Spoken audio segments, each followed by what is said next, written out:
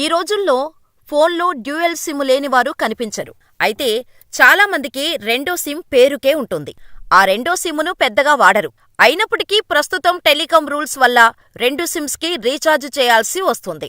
అయితే 2024 జూలై తర్వాత రెండో సిమ్కి రీఛార్జ్ చేయించలేని స్థితికి ప్రైవేటు టెలికాం కంపెనీలు తమ రీఛార్జ్ ప్లాన్ను పెంచేశాయి. దీంతో చాలామందికి రెండు నెంబర్లను యాక్టివ్గా ఉంచటం అవసరమా, డబ్బులు వేస్ట్ అనే ఫీలింగ్ వచ్చేసింది. అలా అని రీఛార్జ్ చేయించకపోతే సెకండరీ సిమ్ బ్లాక్ చేస్తారు. అందుకే కష్టమైన చాలామంది సిమ్ కార్డును యాక్టివ్గా ఉంచటానికి ప్రతీ నెల కనీస రీఛార్జ్ అంటే 28 రోజులకు దాదాపు ₹199 ఖర్చు చేయాల్సి వచ్చేది. అయినప్పటికీ తప్పని పరిస్థితుల్లో రీఛార్జ్ చేయించేవారు. కానీ ఇప్పుడు ఈ విషయంపై భయపడాల్సిన అవసరం లేదు. ఎందుకంటే ట్రాయ్ సిమ్ కార్డు నియమాలలో కొన్ని మార్పులు తీసుకువచ్చి డ్యూయల్ సిమ్స్ ఉన్నవారికి గుడ్ న్యూస్ చెప్పింది.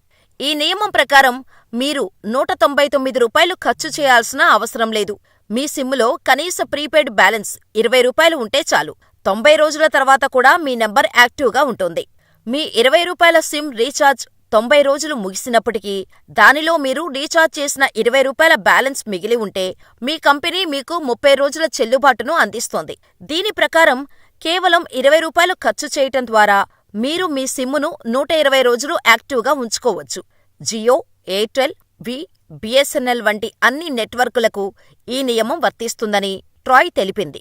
ఇది మాత్రమే కాదు, కొత్త నియమం తర్వాత 120 రోజులు గడిచిన తర్వాత కూడా ట్రాయ్ మీకు సిమ్మును మళ్లీ యాక్టివేట్ చేసుకోటానికి 15 రోజుల సమయం ఇస్తుంది.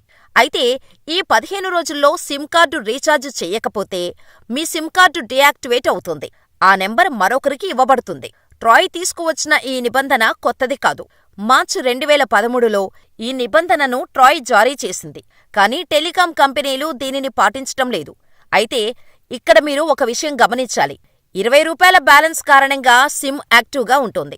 ఇన్కమింగ్, అవుట్గోయింగ్ కాల్స్, ఎస్ఎంఎస్, ఇతర సేవల చెల్లుబాటుతో దీనికి ఎటువంటి సంబంధం లేదు.